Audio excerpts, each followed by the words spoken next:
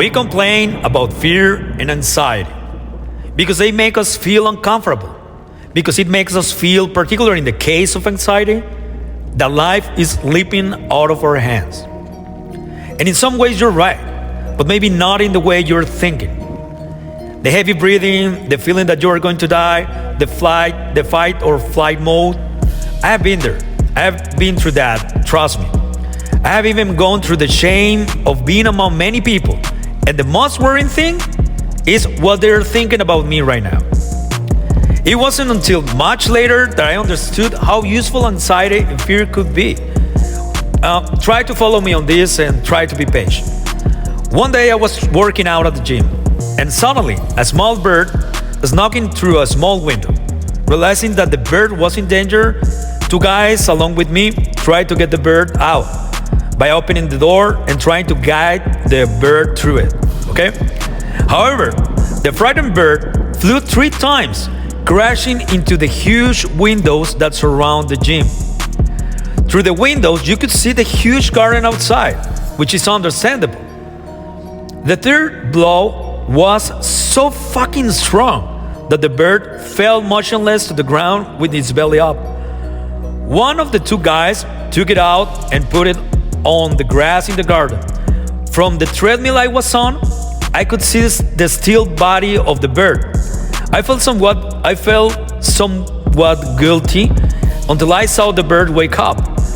But the bird did not fly, but rather made small jumps to a concrete area where other birds approached it for moments, landing next to it and then making some cheerleading things, I suppose, but taking off again, leaving the bird on the ground.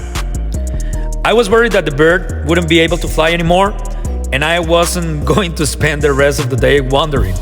So, after leaving the gym, I approached the bird as slowly as possible. When I was close enough, the bird became nervous, moving its head in all directions and making a song that probably in bird language was something like, "Get away from me, motherfucker." And it was not until there was no more exit or space to walk that the bird flew again towards the branch of a tree where the other birds were. Many times, just like the bird, we see what we want most, and we see it so clearly through the huge windows of life that we think we can just go straight for it. We fly so fast that we hit and hurt ourselves on many occasions. And in the process, we wonder why we simply cannot reach the huge garden.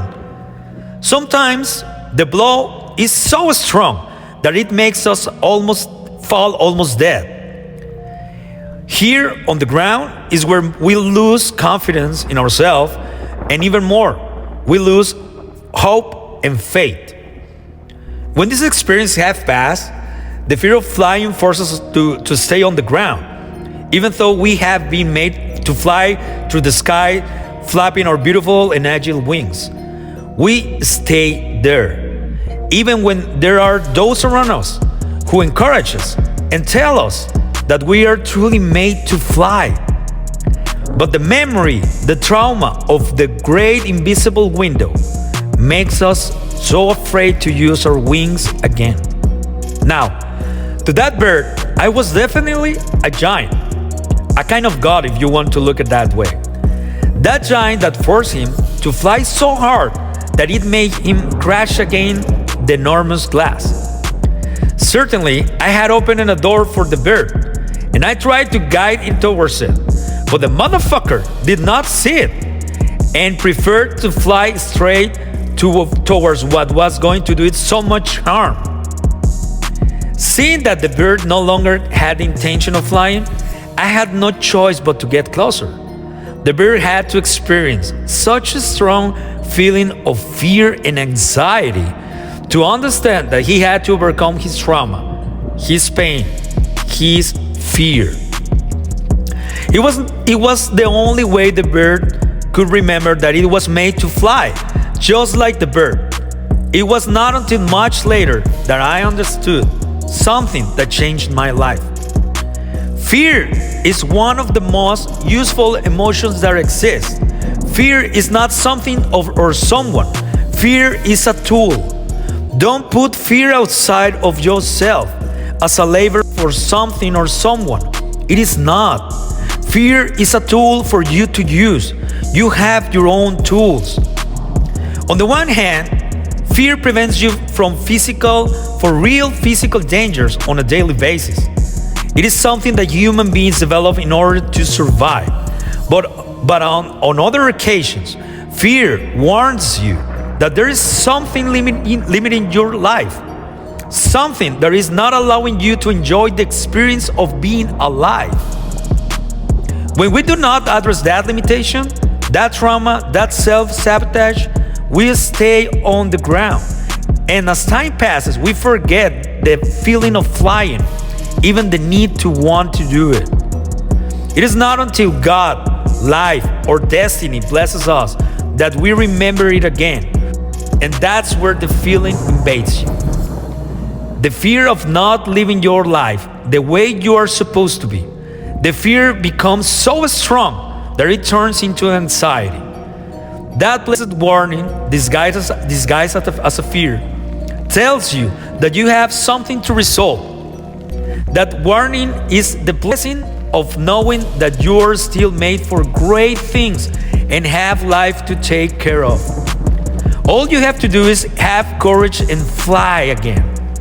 Fear, like the bird, is used to know exactly the path you should follow and the moment in which you should do what you are afraid to do.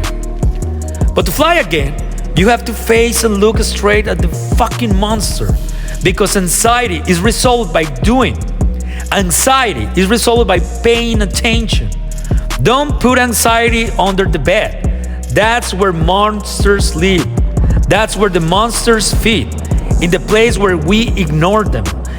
Better bring it to the light, which is where the monsters die. I'm not going to tell you not to be afraid. Don't try to get rid of fear. Rather, tell the fucking fear, I'm going to use you, bastard. I'm going to use you, and I'm going to turn you into one of my greatest triumphs. I'm going to feed on you. I'm going to make you my bitch. I'm going to fly again. I will remember who I am. And if I fall again on my flight, I will know exactly how to get back up. Using the fucking fear as fuel. Because the only reason you are on my mind is so I can use you. You are nothing to me but fuel. I will not need fear to grow so big that it turns into anxiety again. As soon as I feel the fear, I'm going to look him in the eye and tell him, here I am. I'm going to do what you are trying to limit me from doing. And the possible consequences of it, the opinion of others, the feeling of defeat, the lack of love, being alone, no matter what the consequence is, it won't control me, no matter what. Fear was made for me, not me for it. Fear is there so that I can use it.